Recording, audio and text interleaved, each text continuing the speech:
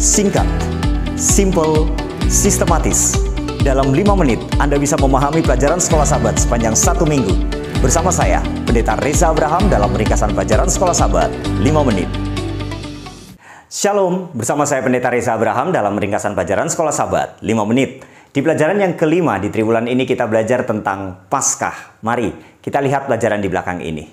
Saya bagi pelajaran Sekolah Sahabat sepanjang 1 pekan ini menjadi 3 bagian seperti ini. Pelajaran hari Minggu judulnya adalah peringatan. Ini ditujukan kepada Firaun dan juga bangsa Mesir. Kemudian pelajaran hari Senin, Selasa, dan Rabu saya kasih judul arahan. Ini saya jadikan satu. Ini ditujukan kepada Firaun, kepada Musa, Harun, dan juga bangsa Israel.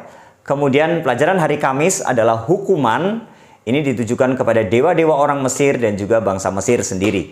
Kita lihat satu persatu. Yang pertama, pelajaran hari Minggu adalah peringatan. Ditujukan kepada Firaun dan juga bangsa Mesir. Dalam Keluaran 11 ayat 1-10, ada peringatan yang sangat keras, mendesak, ditujukan kepada Firaun. Kalau misalnya tetap mengeraskan hatinya untuk tidak membebaskan bangsa Israel keluar dari tanah Mesir, maka anak sulung mati. Tuhan telah memberikan kesempatan kepada Firaun 9 tulah, tetapi tetap mengeraskan hati. Ini gambaran sebenarnya Tuhan itu adalah Tuhan yang baik, Tuhan yang selalu membuka pintu pertobatan, Tuhan yang mengasihi. Tetapi 9 tulah yang diberikan kepada Firaun tidak membuat hatinya lembut dan bertobat, tapi justru dia tetap mengeraskan hati. Itulah sebabnya maka tulah terakhir, tulah yang ke-10. Ini adalah peringatan terakhir di mana Firaun harus mengambil keputusan yang benar. Karena keputusan yang salah juga akan mempengaruhi orang-orang lain yang ada di Mesir. Anak sulung mati. Ini peringatan. Kemudian pelajaran hari Senin, Selasa, dan Rabu, arahan.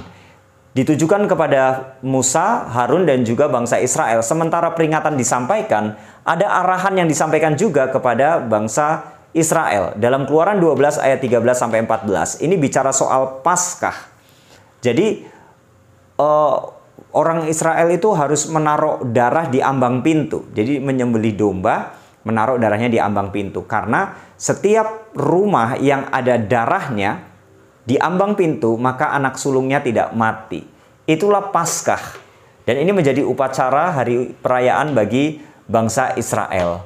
Nah, kemudian Paskah ini di dalam Perjanjian Lama adalah simbol atau lambang. Kalau kita baca dalam Yohanes 1 ayat 29, Yesus anak domba Allah.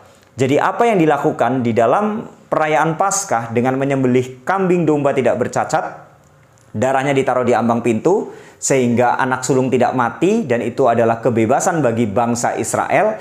Itu simbol dari Yesus sebagai anak domba Allah yang menyelamatkan dunia. 1 Korintus 5 ayat 7, Yesus anak domba Paskah, dan ini lebih jelas bahwa Paskah itu adalah simbol kematian dari Yesus yang menyelamatkan dan membebaskan manusia dari dosa. Jadi arahan yang pertama adalah tentang Paskah. Percaya kepada Yesus, menerima Yesus sebagai juru selamat. Kemudian yang kedua dalam Keluaran 12 ayat 24-28 menceritakan pengalaman masa lalu termasuk Paskah kepada anak-anak. Jadi orang tua itu sebagai guru. Dan itu yang harus dilakukan. Kebenaran harus disampaikan turun-temurun sehingga setiap generasi mereka tahu tentang kebenaran. Ini pelajaran hari Senin, Selasa, dan juga Rabu, arahan. Kemudian yang terakhir pelajaran hari Kamis adalah hukuman. Ditujukan kepada dewa-dewa orang Mesir. Bukan berarti dewanya mati, tetapi ini untuk menyatakan Tuhan lebih dari mereka. Dan kemudian ditujukan kepada orang Mesir. Keluaran 12 ayat 29-30, akhirnya anak sulung mati. Peringatan ini tidak diindahkan oleh Firaun. Dia tetap mengeraskan hati. Dan tulah yang ke-10 adalah setiap anak sulung yang ada di Mesir mati, termasuk anak sulung dari Firaun. Inilah gambaran pelajaran Sekolah Sahabat sepanjang 1 pekan ini. Semoga menjadi berkat bagi kita. Dan kita akan kembangkan dan didiskusikan di UKSS, bukan UKSS. Terima kasih untuk masukan yang diberikan bagi saya. Dan semoga di UKSS masing-masing kita dapat saling mendoakan. Dan ini menjadi satu misi buat kita untuk menyampaikan pekabaran kepada setiap orang. Tuhan Yesus memberkati kita semua. Amin.